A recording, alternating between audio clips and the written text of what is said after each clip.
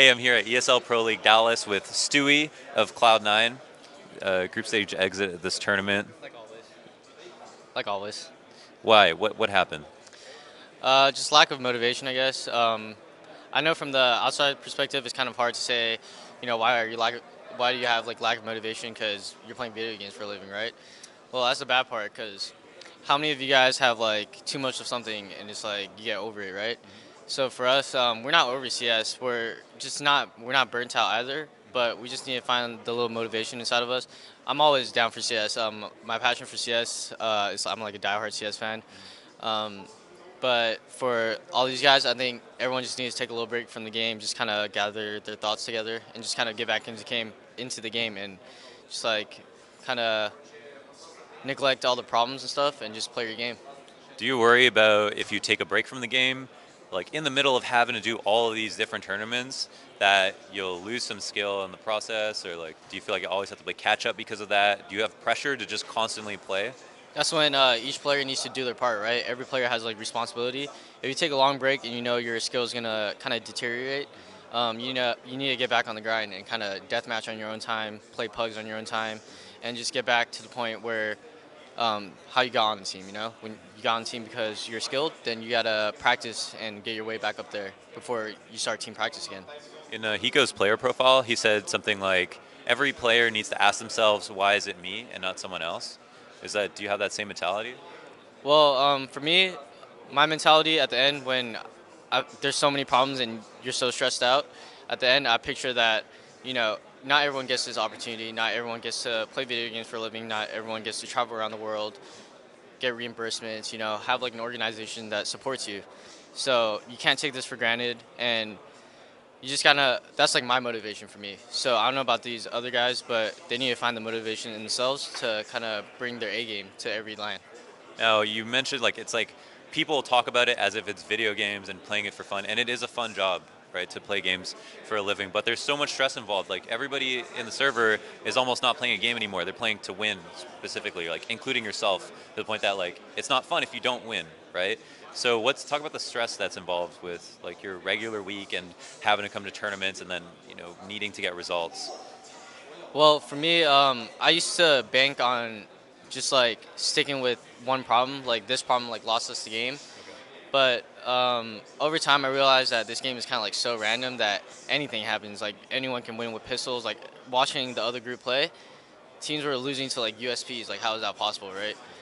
But at the end, it's kind of like the team's fault. You guys got to come out and you guys just got to be ready, like individually ready. Be aware of your surroundings and things like that. So yeah. Do you think if you play an anti-eco perfectly, that you should win every time? No, because you can never really find out what the other team's doing unless like you actually commit to a site or something, right? So I think it comes down to just like taking things methodically and never like do things individually when it comes to those eco rounds. You gotta stay with like a partner, and that one person that goes out by themselves, you need to have like a plan to go off of them. So I think that's like more important for the eco rounds. One thing in common that I know you do is you'll take like a Mac 10 and go in first and like sacrifice yourself, basically get a lot of info. So you think you should do that pretty much every eco round in some way? No, because I think players like teams like SK, they're actually starting to become less predictable. On eco rounds, I know for a fact Phelps, Fur, even Cold Zero are coming for kills, right? And if I had a USP and I knew Fur was coming for to kill me, I'm not gonna hide in a spot. I'm gonna tell my team, let's just hide in one spot and just kill this one guy because we're not gonna win the round. So it's all about kind of damaging their economy. So you're not always trying to win the round when you're just like saving yourself. Trying to you're trying to aim to win the round, but then as long as you do like a certain amount of damage. Um, if you think about it, economy is kind of like everything, right? For the CTs or Ts, if you win, if you lose the first three rounds, and let's say they only had one live every round, if you win the next round, they almost have like no money. So you pretty much just grind out rounds, and rounds will eventually build up. So that's why in CS, especially SK teams like SK, I see them down 8-0, and eventually the half is like 8-7. So that's why I think it's important to damage their economy. What's a big lesson that you've learned about like your own gameplay in the last few months? Kind of hard to say. It's kind of back and forth. When I first joined the team, I felt like I was kind of too individual, too like I like to go off and outplay people, and I kind of watch my own demos sometimes, and yeah, I do that, but it's like kind of risky. So over a period of time, I try to play it really structured, really like team orientated. But watching teams like SK, it's not team orientated. It's like I'm not saying they don't have structure. They definitely do have structure, but everyone's like off their leash. Everyone's gets to do their own thing, and then I realized that Falling, Coldzera, and Taco, they're like the passive players. Phelps, Fur, they get to do whatever they want. They open up rounds. So I realized that for my gameplay, I kind of want to be like Fur, but there needs to be like a lot of teamwork too. So that's when it comes down to like the in-game leader putting in time. Yeah, so it's definitely a system with them. And you just talk about in-game leading. So I just talked to Tim, and he said that you're going to be calling after this event. Do you know, like, could you talk about like how that change came about, like why you're going to do it? Well, when I initially started calling, I used to, since I was like a player to wanting to outplay players, instead of just looking at my screen, I try to outplay the whole team with all five of my team, with all five of my teammates, and it doesn't work out half the time. So that's when frustration builds up. So that's when we kind of suggested Tim should start calling because attitude is kind of like everything, right? When the team atmosphere is down, just almost like no way you're gonna win the game. So when Tim started calling, he's like inexperienced calling like I was when I first started. So um, I think he felt like his gameplay kind of went downwards when he started calling, and calling is kind of like the most annoying thing sometimes. So since I'm a little more experienced with it, I guess we're going back to it. So it kind of goes back to like Brazil. So what are you going to do? So now that you've taken a break, because this always helps when you're like calling, and then you get time to just like reflect and see what someone else is like calling. I feel like you must have learned some lessons, like just watching somebody else call for the team. What's something that's been on your mind that you're going to change, or like that you want to change with Cloud9? Even though Tim is an inexperienced caller, that doesn't mean he's a bad caller. He's actually a really good caller because for me, I like a really loose play style. But for him, he liked really structured play style. So if we get to mix those two, I think we'll be like a really good team. And just having like Tim call, it kind of makes my perspective a little more generalized. So I have like a lot of new ideas for in-game leading, but it's gonna take a lot of time to like put into it. And since we don't have much time, I think our focus is just for the minor right now. Is that something you work on with Valens? With Valens, not really. I think Valens is more of another hand where he would watch demos, give you a lot of info, kind of like mediate the team.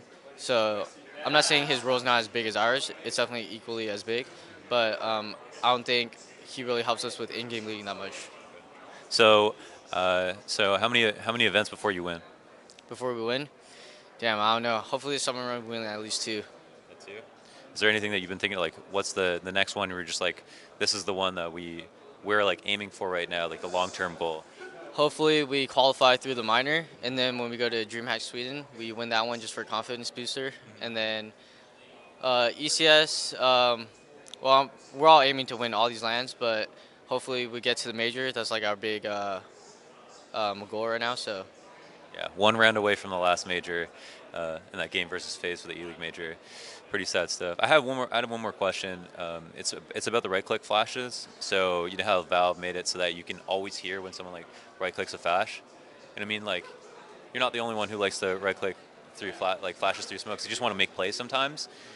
Have you felt that impact of that change?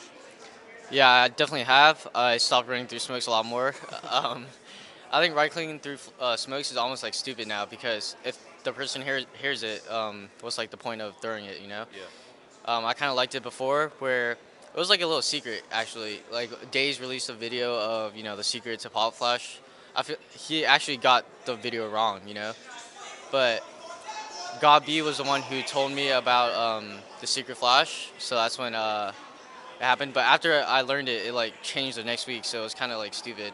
But I think it is kind of annoying that right click flashes are you can hear it, but I think the more annoying thing is like you can hear left click flashes too. Right now, I think it's like all about distance. Like the further away you are, the less you hear the flash. So it's kind of annoying that in order to get the perfect pop flash, you have to be like far away from the opponent. So I think it's kind of like disadvantage, and it's like not real CS.